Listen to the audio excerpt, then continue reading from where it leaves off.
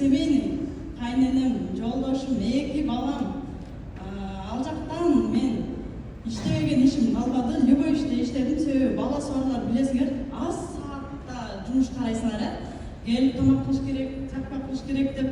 Мен болушунча 9-дан 4-кө чейин жумуштарды карадым. Бирок менин пешенемде камера турат болчу.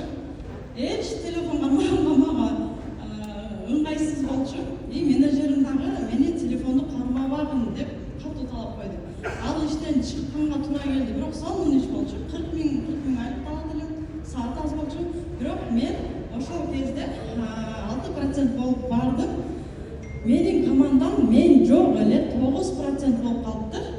Мени Ашырбаева Жаңыл эжекем жазды Фаберликке. Азыр көзү өтүп кетти. Аябай ыраазычылыгымды билдирет элем, көзү бар болгондо. Көзү өтүп кетсе дагы мен өмүр бою айтып жүрөм ошол эжени. Ошол эжем жазып, Акмарал Сакабаева менин наставнигим.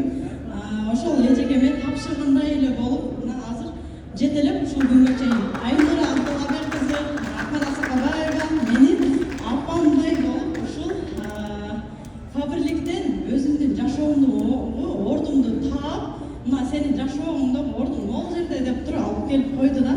Ушунчалык ыраазымын ушул эжекелерге. Себеби мен Ошто окугам, убагында международный отношенияда окуйт болчумун. Андан кийин БИМге которулдум. Мен Россияга дагы кеткениме байланыштуу.